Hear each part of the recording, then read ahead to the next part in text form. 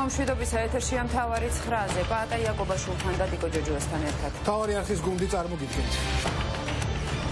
შაქარაშვილის გარდაცვალების საქმეზე გამოძიება ჯგუფურად ჩადენილი განზრახ-მკვლელობის მუხლით გაგრძელდება. ვის პასუხისმგებლობას აყენებს ოჯახი და ვის წაუყენებენ დამძიმებულ ბრალს. მოგიყვებით რამდენიმე წუთში. გიორგი შაქარაშვილი მოკლულია. ექსპერტიზის დასკვნა, რომელსაც მთელი ქვეყანა სამ კვირაზე მეტხანს ელოდა. უმძიმესი დანაშაულის უმძიმეს დეტალებზე. მოგიყვებით რამდენიმე წუთში. დამნაშავეები უნდა დაისაჯონ, აცხადეს პრემიერი გახარია, რომელსაც გიორგი შაქარაშვილის საქმეზე ჟურნალისტებისა და პოლიტიკური პარტიების აქტიურობა მხოლოდ სპეკულაცია გონია. რაც შეეხება ექსპერტიზის დასვლას, რომელიც დღეს გამოქვეყნდა, ამის შემდეგ მედიასაც და პოლიტიკოსებსაც გაცილებით უფრო მეტი შეკითხვა აქვთ ვიდრე პასუხი. 30 განზრახ-მკვლელობა 5 თვეში 2019 წლის ანალოგიურ პერიოდთან შედარებით ეს სტატისტიკა 150%-ით გაზრდილია. კიდევ რა დანაშაულმა მოიმატა, მოგიყვებით მთავარში 9-ზე. მართვა ისევ პოლიტიკური კულისებიდან თუ ჩაერთვება აქტიურ პოლიტიკაში, რას გადაწყვეტს ბიძინა ივანიშვილი 2020 წლის არჩევნებისთვის, რა მოლოდინები აქვს თავად ქართული ოცნების ლიდერებს, გიყვებით მთავარში 9-ზე.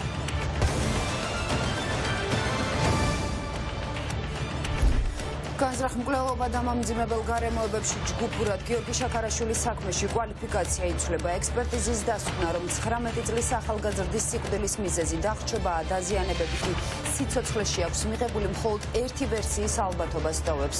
დაბადების დღიდან წამოსულ ფეხბურთელს თავდამსხმელთა ჯგუფი ჯერ სასტიკად გაუსწორდა და შემდეგ მისი სხეული წყალში ისე მოხდა, რომ ჯერ კიდევ ცოცხალი იყო. შაქარაშვილების ოჯახი უმკაცრეს სასჯელს მოითხოვს. ბრალდებულთა წრეკი ტოიოტას მარკის ავტომობილის გზავრებამდე შევიწროვდა. იმ დაკავებულთა ადვოკატები, ვისაც 17 წლამდე პატიმრობა ემუქრება, ამბობენ, რომ გამოძიება მკვლელობის დამტკიცებას ვერ შეძლებს და მათი დაცვის ქვეშ მყოფებს უსამართლოდ ედებათ ბრალი. ჩვენი ჟურნალისტი ნათია ტრაპაიძე მუშაობდა თემას და ახლა ის პირდაპირ ეთერში შემოგვიერთდება. ნათია, ექსპერტიზის დასკვნის შემდეგ სრულიად ნათელი ხდება თუ არა დანაშაულის სურათი? რა კითხვის ნიშნები შეიძლება დარჩეს ამ ისტორიაში?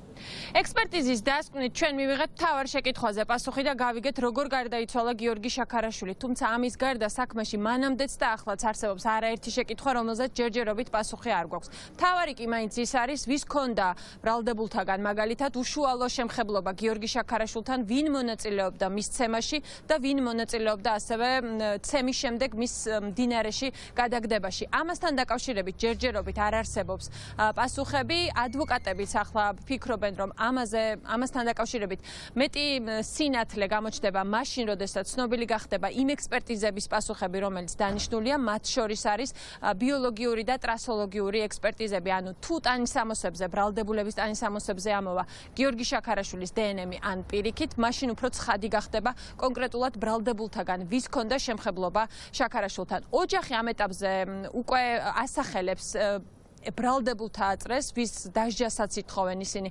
განზრახ-მკვლელობის მუხლით და ესენი ძირითადად არიან ტოიოტა კამრის მგზავრები. ექსპერტიზის დასკვნით ცალსახად არის დადასტურებული, რომ გიორგი შაქარაშვილი მოკლეს. ექსპერტიზის დასკვნის გაცნობის შემდეგ გიორგი შაქარაშვილის ოჯახის პოზიციაც კატეგორიული გახდა. მათ ეჭვი აღარ ეპარებათ, რომ 19 წლის ფეხბურთელი ჯერ სასტიკად ცემეს, შემდეგ კი მდინარე არაგვში ჩააგდეს. გარდაცვლილის ბიძა ამტკიცებს, რომ წყალში ჩაგდების დროს შაქარაშვილი ჯერ ისევ ცოცხალი იყო. ყველა დაზიანება, ეს არის დაახლოებით 12 სახის დაზიანება, ბავშვს მიყენებული აქვს სიცოცხლის პერიოდში, რაც ადასტურებს იმას უთხოვარად, რომ ბავშვის მიმართ ადგილი ჰქონდა ფიზიკურ ძალადობას, რასაც შემდგომში მოჰყვა გიორგის მდინარეში გადაგდება. რამდენი ადამიანის ცემდა გიორგი შაქარაშვილს დადგენილი არაა, თუმცა ოჯახს უკვე ყავს ბრალდებულთა წრე, რომელთა მიმართაც კვალიფიკაციის დამძიმებას ითხოვენ. ესენი არიან ტოიოტა კამრის მგზავრები. საქმის მასალებით გიორგი შაქარაშვილს და სხვებს ბოლოს სწორედ ამ ავტომობილიდან გადმოსული ადამიანები მისდევდნენ. გამოძიებას ჯერ დადგენილი არ აქვს კამრის 6 მგზავრიდან, კონკრეტულად რომელი გაეკიდა 19 წლის ფეხბურთელს, სადამდე სდია და დაიჭირა თუ არა, თუმცა ოჯახი მანქანაში მყოფი 6-ვე პირის დასჯას ითხოვს. ოჯახს აქვს კონკრეტული მოთხოვნა ყველა მათგანთან მიმართებაში, ანუ 6-ვე მათგანთან მიმართებაში.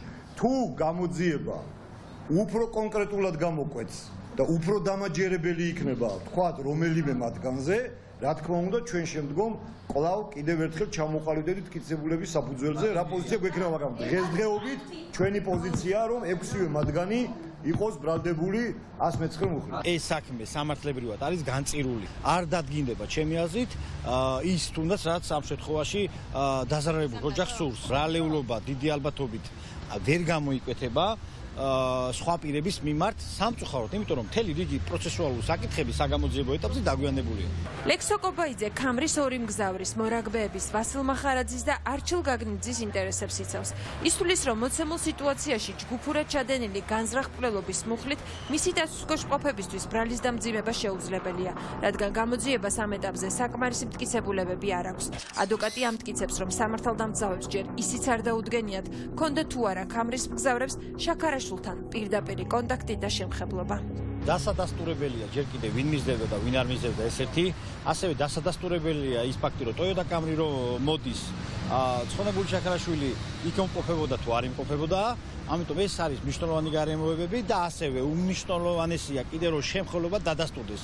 თუ თქვენს ვერსიას გავყრებით რომ ვიღაცა მისდევდა დაეწია თუ არა ეს უნდა დადასტურდეს, ხო მინიმუმ რომ დადგინდეს შემდეგ შემხებლობა შაქარაშვილთან მიმართებაში. ანალოგიური არგუმენტებით ბრალის დამძიმებას არ ელოდება ვახო ჩიქოვანის ადვოკატიც.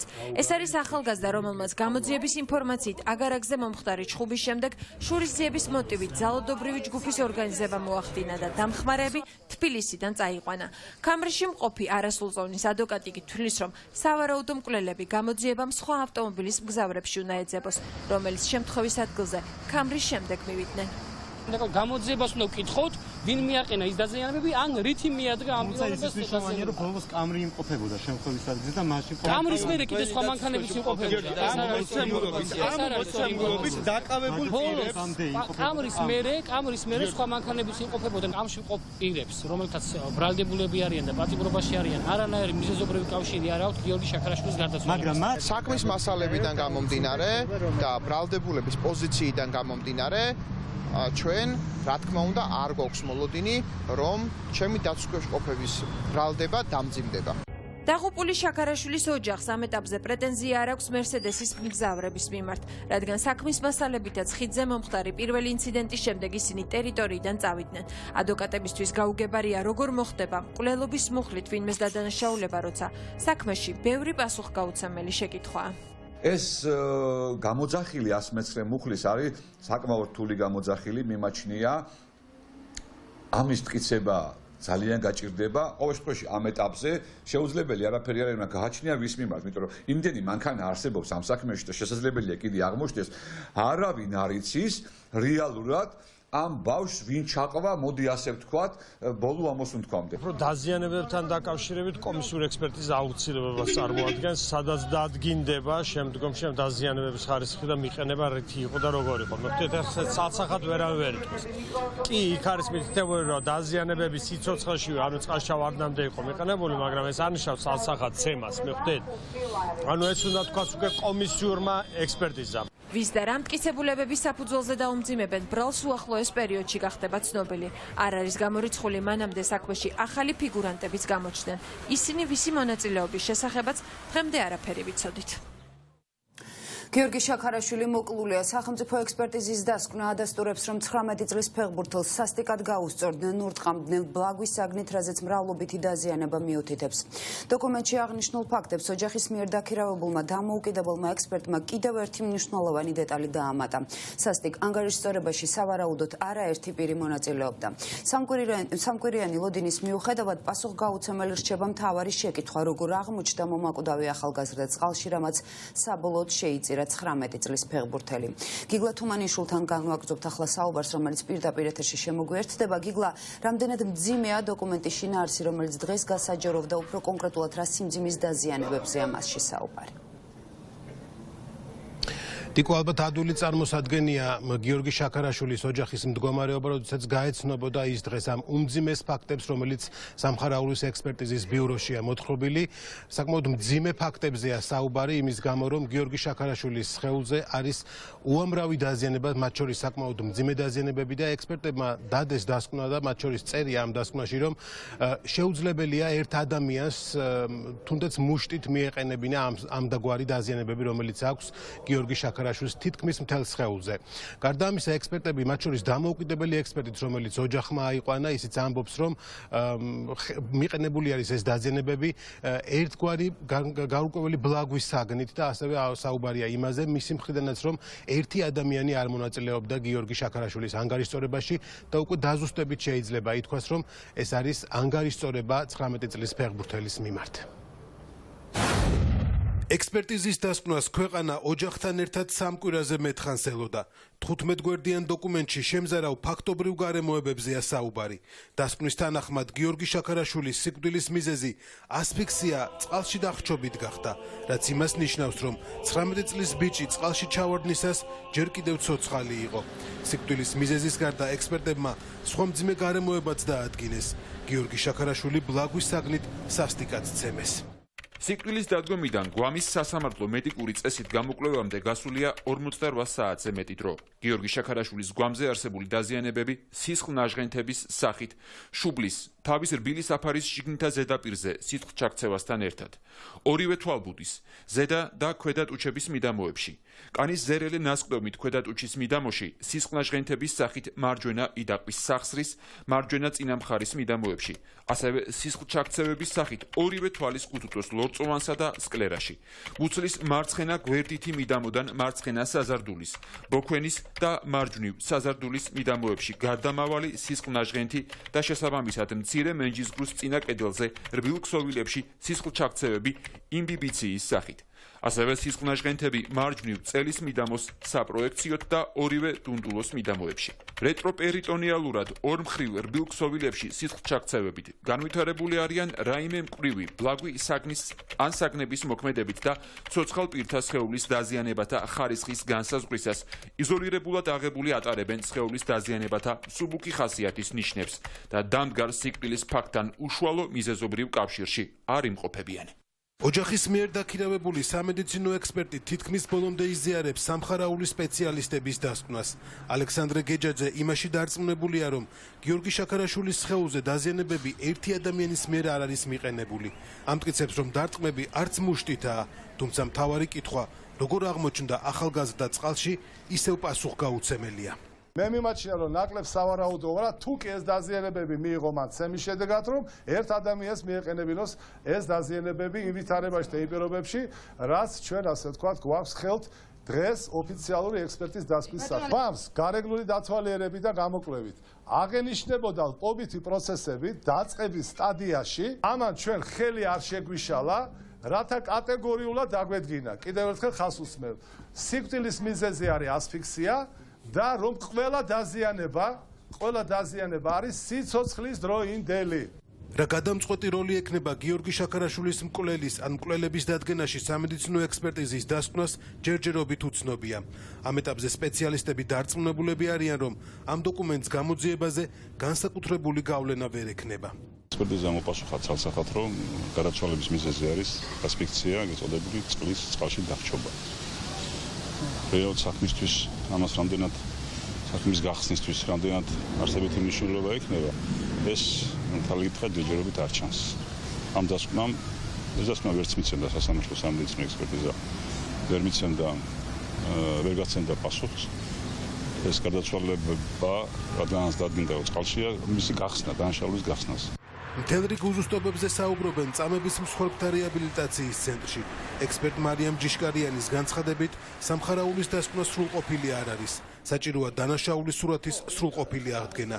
ჯიშკარიანს ეჭვის საერთოდ არ ეპარება, რომ შაქარაშვილი წყალში შემთხვევით არ გადავარდა და ის მიზანმიმართულად გადააგდეს მდინარე არაგვში.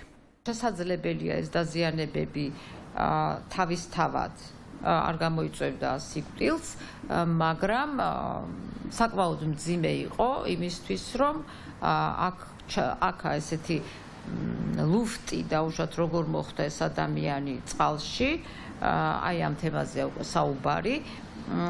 ის თავისით ამ დაზიანებებით არ იქნებოდა ისეთ მდგომარეობაში, რომ კიდევ გაეგრძელებინა სიტყვაზე სირბილი ან სვლა და სადღაც თვითონ ჩავარდნილიყო. სახელმწიფო გამოძიებას შაქარაშვილის სასტიკი მკვლელობის საქმეში ბრალდების მუხლის დამატებისთვის 3 კვირაზე მეტი დრო დასჭირდა. დღეიდან 19 წლის გიორგი შაქარაშვილის საქმეში დამამძიმებელ გარემოებაში ჯგუფურად განხორციელებული განზრახ მკვლელობის მუხლიც დაემატა.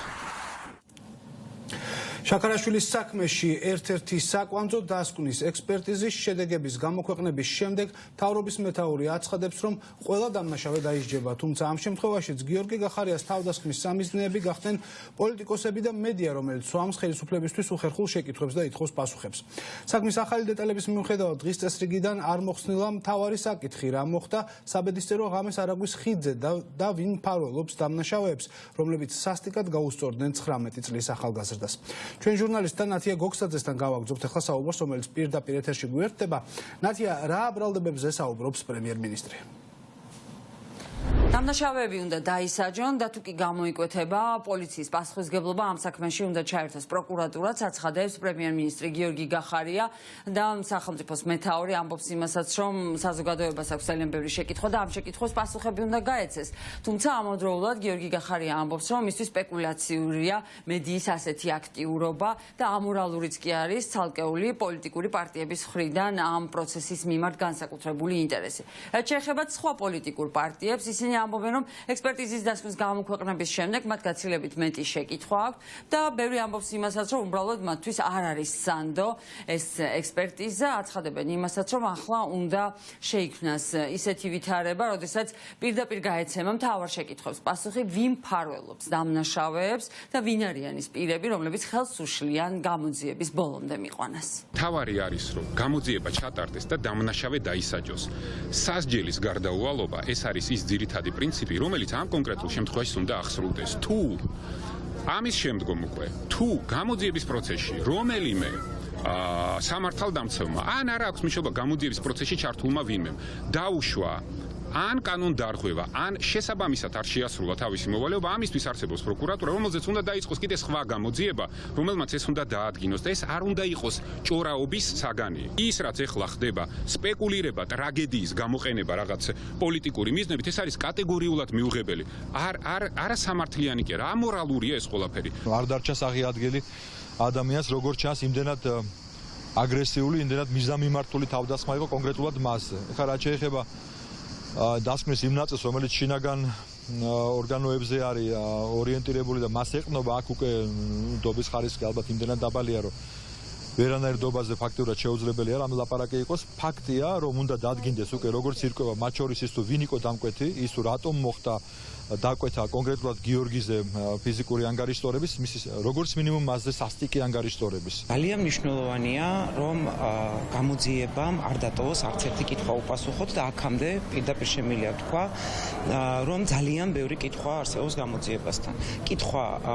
კითხვები, რომლებიც გააჩინეს ჟურნალისტებმა ძალიან აქტიური მუშაობით და ეს ძალიან მნიშვნელოვანია და ფაქტია, რომ არა ჟურნალისტების აქტიურობა, მთელი რიგი რაღაცები ჩვენ არ გვეცოდინებოდა. ეს ისეთი საქმე არ არის, სადაც ესე უნდა ხდებოდეს. არ შეიძლება, რომ ამ საკითხზე სახელმწიფო უპირისპირდებოდეს ჟურნალისტებს, აკრიტიკებდეს ჟურნალისტებს, ან მიყვებოდეს ჟურნალისტების ქმედებას. ექსპერტიზა ცალსახად ამბობს იმას, რომ მართალია განვითარებული, ესე იგი სიკვდილი დადგა ასფიქსიით, დახრჩობით, მაგრამ სიკვდილამდე უშუალოდ წინა პერიოდში მას მიღებული აქვს სხეულის დაზიანებები, სხვადასხვა ხასიათის დაზიანებები.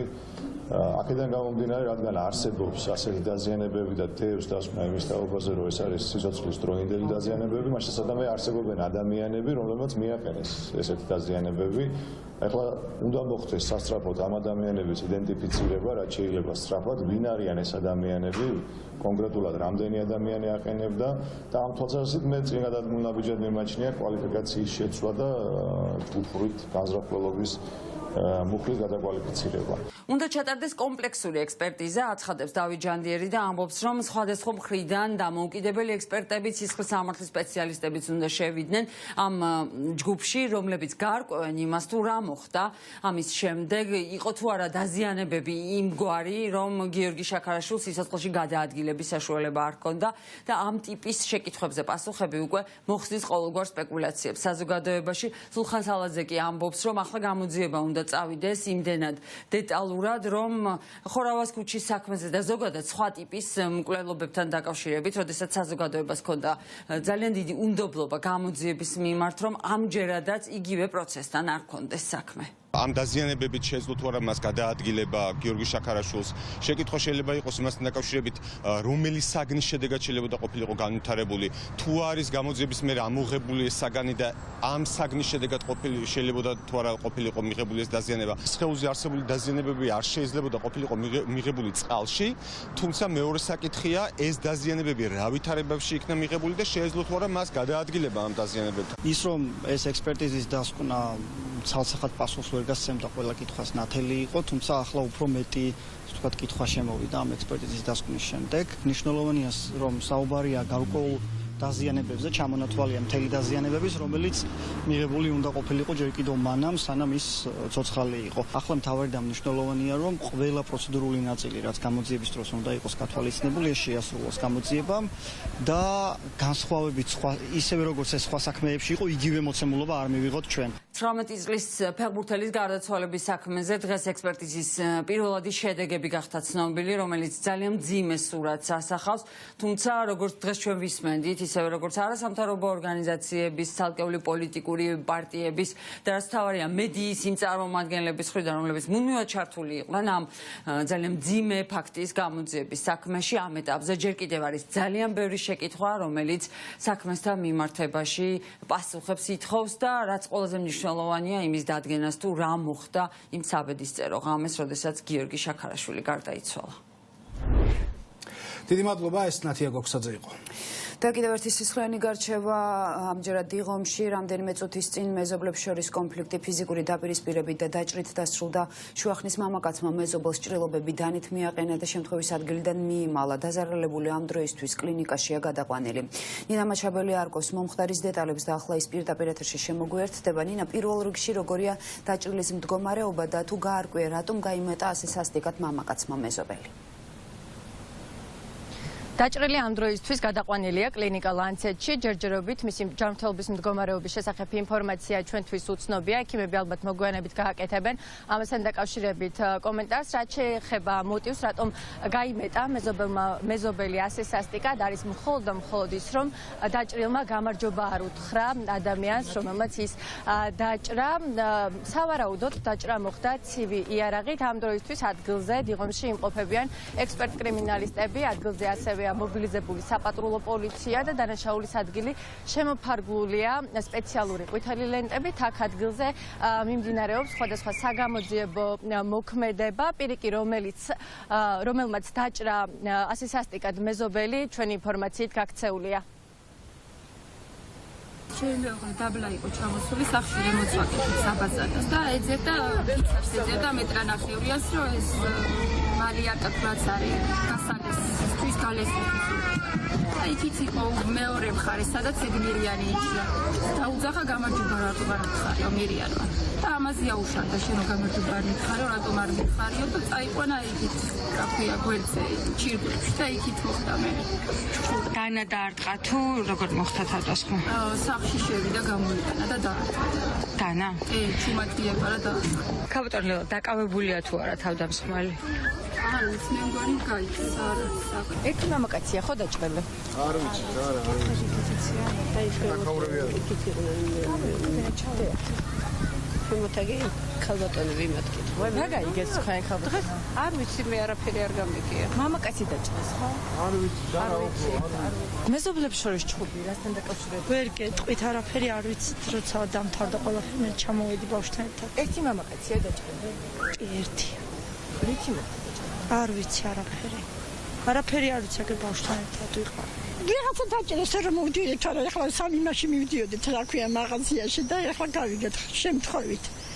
არაფერი არ ვიცი. არაფერი არ ვიცი ნამდვილად მართლა რა. შეგახსენებთ, რომ დიღომში მეზობლებს შორის დაპირისპირება, რაც საბოლოოდ დაჭრით დასრულდა, მოყვა იმას, რომ ერთმა მეორეს გამარჯობა არ უთხრა. ადგილზე რჩებიან ექსპერტ-კრიმინალისტები, მიმდინარეობს გამოძიება და როგორც თქვენ ხედავთ, ამ წუთებში ექსპერტ-კრიმინალისტები სხვადასხვა საგამოძიებო მოქმედებებს ატარებენ, საქმეზე უკვე დაიწყო გამოძიება. დიღომში მომხდარი სისხლიანი დაპირისპირების შესახებ ნინა მაჩაბელი საუბრობდა. საქართველოს ბნელ 90-იანებს დაუბრუნდა ქვეყანაში ასეთი უმძიმესი კრიმინოგენული ვითარება წლებია არ ყოფილა. უკიდურესად რთულ მდგომარეობას შინაგან საქმეთა სამინისტროს მონაცემებიც კი ადასტურებს. სტატისტიკის მიხედვით განზრახველობის მაჩვენებელი წინა წელთან შედარებით 150%-ით არის გაზრდილი. ჩვენმა ჟურნალისტმა ნინო გაზდელიანმა შეისწავლა მონაცემები და ის ახლა პირდაპირ ეთერში გვერდება. ნინო, გაზრდილი დანაშაულის ფონზე როგორია თავად გომელაურის უწყების მიერ მძიმე საქმეების გახსნის მაჩვენებელი? Პატა, ვიდრე გამოძიებაზე ვისაუბრებთ და როგორია გახსნის სტატისტიკა, მაინც გაგაცნობთ პირველ რიგში ციფრებს, შეიძლება იყოს დაუჯერებელი, თუმცა 5 თვის განმავლობაში მოხდა 30 განზრახ-მკვლელობა და ეს არის შინაგან საქმეთა სამინისტროს ოფიციალური სტატისტიკა. საუბარი არის იანვრიდან მაისის ჩათვლით არსებულ პერიოდზე და თუ ჩვენ მას შევადარებთ 2019 წლის ანალოგიურ პერიოდზე, მართლაც შეიძლება ითქვას, რომ 150%-ით არის გაზრდილი, ვინაიდან 2019 წელს იანვრიდან მაისის ჩათვლით მოხდა 12 განზრახ-მკვლელობა, მაშინ როდესაც წელს უკვე 30 განზრახ-მკვლელობა. ასევე არის ცვლილება დამამძიმებელ გარემოებებში განზრახ-მკვლელობის სტატისტიკასთან დაკავშირებით. 2020 წელს მოხდა უკვე 18, ხოლო 2019 წელს 16. რაც შეეხება გახსნას, დანაშაულის და გამოძიებას. განზრახ-მკვლელობის გახსნა 2020 წელს, აი 30-დან უკვე 24 არის გახსნილი, 2019 წელს 12-დან 8 არის გახსნილი. განზრახ-მკვლელობა დამამძიმებელ გარემოებებში, ესეც რომ ვნახოთ, ჩვენ შეგვიძლია და აი 2020 წელს 18-დან 16 არის გახსნილი, ხოლო 2019 წელს 16-დან 14. ასევე არის სხეულის ჯანმრთელობის განზრახ-მძიმე დაზიანების სტატისტიკაში და აქაც გვაქვს მატება, ჩვენ შეგვიძლია ასევე ვნახოთ ამ ოფიციალურ მონაცემებში 2020 წელს 84 მსგავსი ფაქტი მოხდა, მაშინ როდესაც 2019 წელს იყო 71. საგრძნობლად არის ასევე გაზრდილი ჯანმრთელობის განზრახ-მძიმე დაზიანება, მათ შორის მძიმე დაზიანება, ესეთი ფორმულირებით უკვე თუ შეიძლება რომ ჩავშალოთ, 480%-ით არის ეს გაზრდილი და 2020 წელს უკვე არის 58 შემთხვევა, მაშინ როდესაც 2019 წელს იყო სულ 10 შემთხვევა.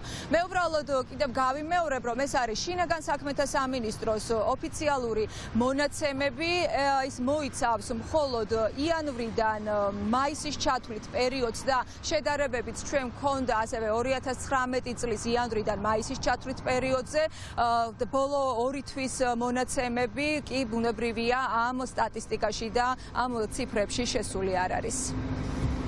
დიდი მადლობა, ეს ნინო გაზდელიანი იყო. და კიდევ ერთი წინასაარჩევნო თაღლითობა ბიძინა ივანიშვილისგან ოლიგარქი ქართული ოცნების საარჩევნო სიის სათავეში ჩადგომას გეგმავს და ოპოზიცია ამტკიცებს, რომ ეს ივანიშვილის მორიგი ტრიუკია. რა მოლოდინი აქვთ ხელისუფლების ოპონენტებს, რატომ მიაჩნიათ, რომ ოლიგარქი კიდევ ერთხელ მოატყუებს ამომრჩევლს და რა ფაქტებით დასტურდება, რომ ქართული ოცნების ლიდერი საპარლამენტო არჩევნებში ჩართვას აპირებს. ნახეთ მთავარში რამდენიმე წუთში. ქართული ოცნება აგრძელებს ბრძოლას მედიისა და საკომუნიკაციო კომპანიების შეზღუდვის მიზნით. პარლამენტში დღეს მხოლოდ მარეგულირებელი კომისიის ხელმძღვანელს კახა ბექაურს და უმრავლესობას მიაჩნდა, რომ ეს ინიციატივა სწორი საკანონმდებლო ნაბიჯი იყო, რომელიც კომისიის კომპანიაში დროებითი მმართველის დანიშვნის სრულ უფლებას აძლევს. პოზიტიური ცვლილება ბიზნესის, სამოქალაქო სექტორის და მედია ხელისუფლების წინააღმდეგ გამოდიოდნენ და უმტკიცებდნენ, მაგრამ უშედეგოდ. კრეტინიზმია, მე ხალ მეორე კრეტინიზმს გეტყვი. კამათი და დაპირისპირება დღეს პარლამენტში დარგობრივი ეკონომიკის კომიტეტის ხდომაზე ელექტრონული კომუნიკაციებისა და მაუწყებლის შესახებ კანონებში შესატანი ცვლილებების განხილვას მოჰყვა. ელექტრონული კომუნიკაციების მქონე კომპანიები ცვლილებებს არ ემხრობიან და აცხადებენ, რომ ეს ბიზნესზე ზეწოლას გააძლიერებს, რაც ქვეყანაში ინვესტიციებს შეამცირებს და შესაბამისად ეკონომიკაზე უარყოფით გავლენას იქონიებს. კახა ბექაური ბიზნეს სექტორის წარმომადგენლებს უმტკიცებდა, რომ არსებულ კანონ პროექტთან შედარებით კანონის განახლებული ვერსია ბევრად უფრო ლოიალური იქნება ბიზნესის მიმართ და მომხმარებლის უფლებების დაცვასაც უზრუნველყოფს. დამისახელეთ მყიდველი, რომელიც გადაიხდის $5 მეტ ჩვენ წელში.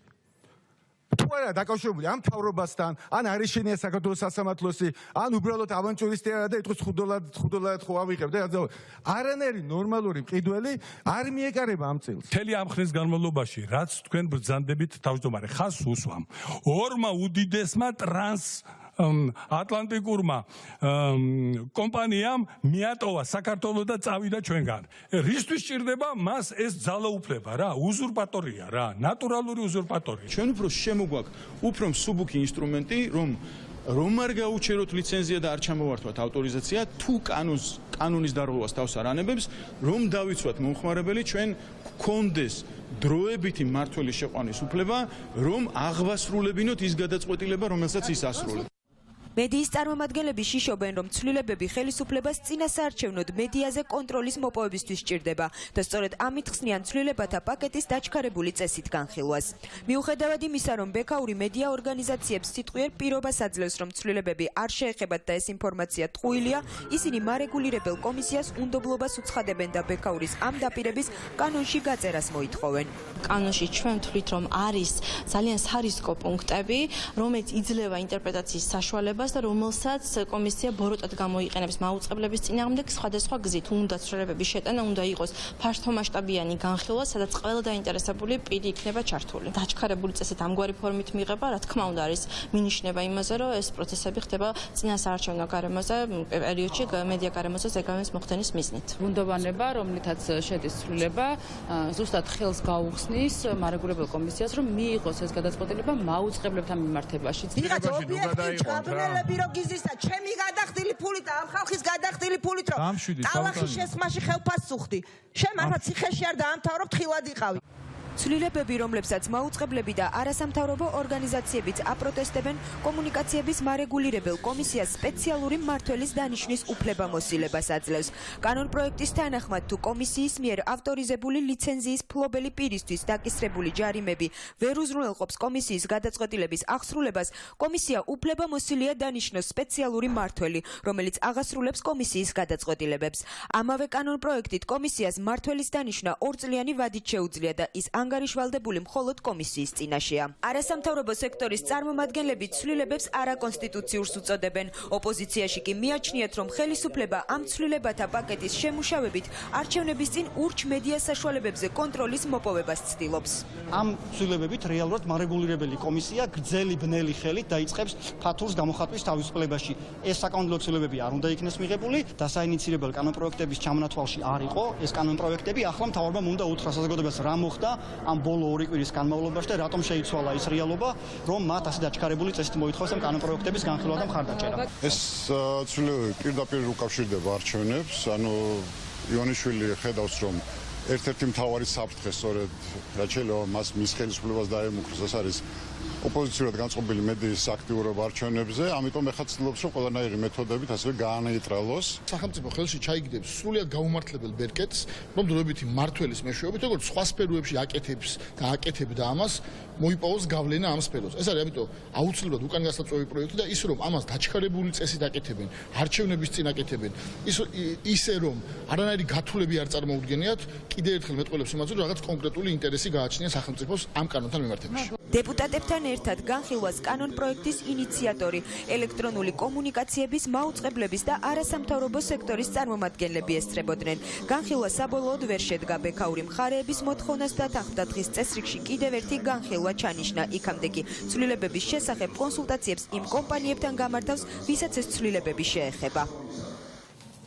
ძალაუფლების შესანარჩუნებლად ოცნების ხელისუფლება მზად არის დარტყმის ქვეშ დააყენოს ქვეყნის რეპუტაცია და ურთიერთობების სტრატეგიულ პარტნიორთან. სწორედ ასე აფასებენ თბილისში მმართველი გუნდის პოლიტიკურ ნაბიჯს, რომელსაც მიზანმიმართულად ჩეხისკენ მიყავს ურთიერთობა მეგობარ სახელმწიფოსთან. ოცნების მთავრობის მეთაური ერთადერთია, რომელიც რეალურად აფასებს ამერიკის კონგრესის ორპარტიული კანონპროექტის სიმძიმეს, თუმცა ხელს ისევ ოპონენტებისკენ იშვერს და დამნაშავეებს ოპოზიციაში ეძებს. კონგრესის საბიუჯეტო კომიტეტმა კი უკვე დაუჭირა მხარი დოკუმენტს, რომელიც ამერიკის დახმარების ნაწილის გაყინვას გულისხმობს. იმ შემთხვევაში, თუ ოცნებამ კრიტიკულად მწვავე საკითხებზე პოზიცია არ შეიცვალა, შესაძლოა უფრო ხისტი სანქციები დადგეს დღის წესრიგში. რა თქმა უნდა, არაფერი სასიამოვნო ამაში არ არის, რა თქმა უნდა. მიუხედავად იმისა, რომ ჩვენ ყველას გვესმის, რომ ის პუნქტები, რომელიც იქ ჩამოთვლილია, ქვეყანა საქართველოს ყოველდღიურად პროგრესირებს და ეს ჩვენმა კოლეგებმა ძალიან კარგად იციან. ჩვენი საერთაშორისო პარტნიორები არიან ჩვენი ყველაზე ახლო სტრატეგიული პარტნიორები და მეგობრები. თითოეული მათი მხრიდან ნათქვამი, ასე ვთქვათ, გამოხატული რაღაც საკითხი ჩვენთვის არის ყურადსაღები, რასაც ჩვენ ვაკეთებთ. ზუსტად ასე იყო საარჩევნო სისტემასთან დაკავშირებით. ამიტომ პროცესია ეს. სამწუხაროდ ეს პროცესი ზოგიერთი ჩვენი ვაი პოლიტიკოსის გამო ხდება ცდილობები, რომ ჩვენი უცხოელი პარტნიორები იყვნენ ჩათრეული ამ შიდა პოლიტიკურ დაპირისპირებებში. რამდენადაც ბიძინა ივანიშვილს და მის ხელისუფლებას სრულად აქვს დაკარგული ყველანაირი ნდობა დღეს ვაშინგტონში, აი ეს ფინანსური სანქცია, რომელიც ჩაიდო ამ კანონ პროექტში, ეს არის გზავნილი იმის თაობაზე, რომ იმისთვის, რომ ჩვენ ქვეყნებს შორის გაგრძელდეს სტრატეგიული თანამშრომლობა და საქართველოს შეძლოს მათ შორის იმ დახმარების მიღება, რომელიც არის აუცილებელი ჩვენი ქვეყნის ეკონომიკის განსავითარებლად და ჩვენი სამომავლო პოლიტიკური მხარდაჭერისთვის, დრო არის, რომ ქვეყანაში განხორციელდეს სერიოზული და ფუნდამენტური გარდამტეხი პოლიტიკური ცვლილებები. ერთსულოვნად ფაქტიურად სანქციების მიღება საქართველოს ამერიკის მოკავშირის მიმართ ასე ერთსულოვნად უკვე არის უდიდესი მნიშვნელობის და ჩვენი ქვეყნისთვის საგანგაშო პოლიტიკური აქტი. სენატში ასევე დიდი მაღალია ალბათობა იმისა, რომ სენატშიც დამტკიცდეს ეს, მაგრამ თავისთავად ამ პოლიტიკური აქტის მნიშვნელობა იმდენად დიდია, რომ მე ვფიქრობ, ქართულ ოცნებაში განგაში ზარები უნდა შემოკრან, ეს უკვე დიდი პრობლემაა ჩვენი ქვეყნისთვის. სამწუხაროდ პირველად პრაქტიკულად საქართველოს დამოგრებების ისტორიაში ჩვენ მივიღეთ სანქციების შეთავაზება კონგრესის წარმომადგენელ პალატის კომიტეტის მხრიდან საქართველოსთან დაკავშირებით და ეს არის სწორედ ქართული ოცნების მიერ ჩატარებული ქმედებების და გატარებული პოლიტიკის შედეგი. უნდა ითქვას, რომ ერთადერთი გამოსავალი აქ არის ის, რომ ოქტომბერში ჩვენ ეს ხელისუფლება გავისტუმროთ. 2020 წლის გადამწყვეტი საპარლამენტო არჩევნების წინ შესაძლოა ბიძინა ივანიშვილის კიდევ ერთი პოლიტიკური რეინკარნაცია ვიხილოთ. ეს არ იქნება პირველი შემთხვევა, როდესაც პოლიტიკურად გაკოტრებული სახელისუფლებო პარტიის დასახმარებლად ოლიგარქს აქტიურ პოლიტიკაში უწევს დაბრუნება. პრემიერ-მინისტრმა დღეს არ გამორიცხა ქართული ოცნების თავმჯდომარის არჩევნებში მონაწილეობა, თუმცა მმართველი პარტიის ლიდერების განცხადებიდან ნათელი ხდება, რომ ივანიშვილს გუნდთან კონსულტაცია ამ საკითხზე არ ჰქონია და ოლიგარქის გეგმების შესახებ მათ ბევრი არაფერი იციან. მაგრამ ფაქტია ისიც, რომ ოცნებას ახლაც ივანიშვილის რეიტინგის იმედი აქვს, რომელიც არჩევნებიდან არჩევნებამდე სულ უფრო სწრაფი ტემპით კლებულობს. ჩვენი ჟურნალისტი ნინო სამყურაშვილი არ ყვევდა ქართული ოცნების სავარაუდო სიის მონახას და ის პირდაპირ ეთერში გვერდება. ნინო, ვიდრე ოლიგარქის სატელევიზიო მიმართვას და აუცილ განცხადებებს ვიხილავთ, რას ამბობენ მისი გუნდის წევრები, ჩაუდგება თუ არა სათავეში სიას მათი ლიდერი? დიახ, დღეს მმართველი პარტიის წევრების განცხადებებიდან იკითხებოდა ის, რომ მათაც არ აქვთ ამაზე ინფორმაცია, რადგანაც კეთდებოდა ასეთი განცხადებები, რომ თუ ბიძინა ივანიშვილი გადაწყვეტს, რომ იყოს სიის პირველი ნომერი, ამას საზოგადოებას თვითონ გააცნობს და სავარაუდოდ მათ მართლა არ იციან, რას ფიქრობს ამაზე ბიძინა ივანიშვილი და ქართული ოცნების თავმჯდომარე თავის გადაწყვეტილებას სავარაუდოდ თავის თანაგუნდელებს გააცნობს, სწორედაც რომ სექტემბრის დასაწყისში, აგვისტოს ბოლოსკენ, როდესაც არის სწორედ მიჯნა და ზღვარი იმისა, რომ უკვე ყველა პარტიამ ცენტრალურ საარჩევნო კომისიაში თავისი პროპორციული სია უნდა წარადგინოს, მაგრამ დღეს ერთი დეტალიც იყო, უმრავლესობიდან დემარში წასულები ამბობდნენ იმას, რომ ბიძინა ივანიშვილს ასე ამომრჩევლის გადაგდება მარტივად აღარ გამოუვა და მას მოუწევს ის, რომ ის გავიდეს ხალხში და ისაუბროს იმაზე, თუ რა დანაპირები შეასრულა, რა ვერ შეასრულა და რას აპირებს მომავალში.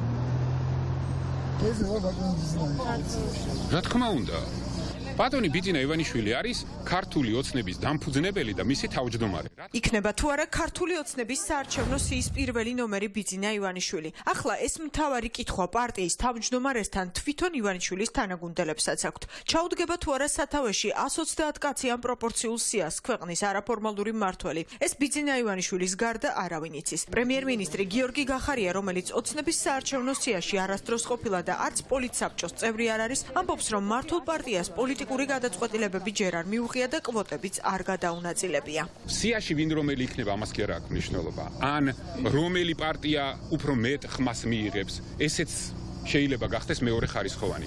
მთავარი არის, რომ ქვეყანამ, ყველამ ერთად, ოპოზიციამ, მმართველმა ძალამ, მთავრობამ, სამოქალაქო საზოგადოებამ, ყველამ ერთად უნდა ჩავატაროთ სანიმუშო არჩევნები. ეს არის მთავარი ამოცანა. ეს არის ის გასაღები, რომლებიც აი იმ ბევრ სპეკულირებას რის სივრცესაც ახლა ზოგიერთი ვაი პოლიტიკოსი ქმნის, ერთხელ და საბოლოოდ დაესმევა წერტილები. ვისაც ოცნების პარტიულ სიასთან პირდაპირ შეხება აქვს, დღეს ამტკიცებდა, რომ სიის პირველ ნომრობაზე ოცნებაში მსჯელობა ჯერ არ გამართულა. მამუკა მდინარაძის განცხადებით, არც ათეულისა და არც 20-ულის შემადგენლობა პარტიაში ჯერ არავის დაუწერია. უმრავლესობის ლიდერი ანონსებს, რომ თუ ბიძინა ივანიშვილი გადაწყვეტს, იყოს სიის პირველი ნომერი. ამ ინფორმაციას სამომრჩეველს თავად გააცნობს. პირველი სიტყვა ამასთან დაკავშირებით, თუ ასეთი უნდა გადაწყვეტს პოლიტიკურად ქართულ ოცნებაში, უნდა თქვას თავად ბიძინა ივანიშვილმა პარტიის ხელმძღვანელმა. ანუ მე დაგიდასტურებთ ერთ-ერთ რამეს, რომ პარტიაში არათუ პარტიის თავმჯდომარის პირველ ნომრად თქვაც ჩაწერაზე, არამედ საერთოდ პირველ ნომერზე ჯერჯერობით კონსტატაციები არ ყოფილა, კონსტატაციები იყო მხოლოდ და მხოლოდ მაჟორიტარების და ჩვენ ფინალში გავდივართ. მოუწევს თუ არა კულისებიდან აქტიურ პოლიტიკაში დაბრუნება ბიძინა ივანიშვილს. ეს ახლა მთავარი პოლიტიკური კითხვა. ბიძინა ივანიშვილი პასუხისმგებლობის აღებას ყოველთვის გაურბის, პროცესებს არაფორმალურად მართავს და საჯარო სივრცეშიც იშვიათად ჩნდება. თუმცა, როდესაც ძალაუფლების დაკარგვის საფრთხეს ხედავს, თანაგუნდელების დასახმარებლად აქტიურად პოლიტიკაში ერთვება. ასე იყო 2016 წლის საპარლამენტო, შემდეგ კი 2018 წლის საპრეზიდენტო კამპანიის დროსაც. მე ვიღებ პასუხისმგებლობას, რომ ერთ წელიწადში გავასწორო მართვის ყველა ხარვეზი და მთელი ჩემი რესურსი გამოვიყენო, რომ ქვეყნის განვითარება შეუცვლელად გახდეს. მთავარი ახლა ხელისუფლებაზე და ცალკეულ ჩინოვნიკზე გაბრაზებულებმა ხელისუფლების დაჟის სურვილით საკუთარი მომავალი და საკუთარი ქვეყანა არ დავსაჯოთ. დაჭირდება თუ არა იგივე პოლიტიკური სვლები პარტიის თავმჯდომარეს, დღეს ამაზე ივანიშვილის საპარლამენტო გუნდს პასუხი არ ჰქონდა. ამბობდნენ მხოლოდ იმას, რომ პარტიის თავმჯდომარე ახლაც აქტიურია და 2020 წლის არჩევნებზეც მისი რეიტინგი გადამწყვეტი იქნება. ბიძინა ივანიშვილი არის ქართული ოცნების სათავეში და ის მაინც არის ქართული ოცნების გუნდთან, რაც არ უნდა იყოს და საშველი მეორეც ქართულ ოცნებას ზოგადად არაფერი არ სჭირს. არ უჭირს ქართულ ოცნებას, არ უჭირს ქართულ ოცნებას და ბიძინა ივანიშვილის გამოჩენა თუ არ გამოჩენა არ იქნება რამე გაჭირვება ან არ გაჭირვებასთან დაკავშირებული, ეს იქნება პარტიის პოზიცია. რა თქმა უნდა, კარგი იქნება, მე ვთქვი, რომ ძალიან კარგი იქნება, ეს არის პარტიის თავმჯდომარე და მე პირადად ვისურვებდი დიდი სიამოვნებით. ივანიშვილის ყოფილი თანაგუნდელები კი ამბობენ, რომ ჭარბინდობა მას აღარ უშველის და 2020 წლის არჩევნებზე ხმების მოსაგროვებლად კარდაკარ სიარული მოუწევს. ოცნებიდან დემარში წასულები ბიძინა ივანიშვილის მხრიდან ამორჩევლის გადაგდების მორიგ საფრთხეზე საუბრობენ და ამბობენ, რომ მოქალაქეები მისი დაპირებებით ამჯერად მაინც არ უნდა მოტყუდნენ. რას სulis მისი ანსიაში ყოფნა ან არ ყოფნა, მისი გავლენა, ან რა თქმა უნდა ელექტორალურად შეიძლება ეს იყოს მნიშვნელოვანი, ესეც არ ვიცი გაზომვადია, რამდენად მას პირადად გამოუცხადებენ დობას ან მის ყოფნის შემთხვევაში სიაში, მაგრამ კრიზისები და ის საკითხები, რომელზეც თქვენ თქვით, ანუ ეს მმართველი პარტია, ვინც არ უნდა იყოს, იქნება ეს ქართული ოცნება თუ სხვა, ძალიანად იღებს პასუხისმგებლობას, მისი ყველა განშტოება ივანიშვილს აღარ გამოუვა კულუარებიდან გამარჯვების მოპოვება. მას მოუწევს აქტიური მონაწილეობა, კარდაკარ სიარული და ყველა ხმის მათხოვრობა. როგორც მან პირველი ტურის შემდეგ გააგრძელა.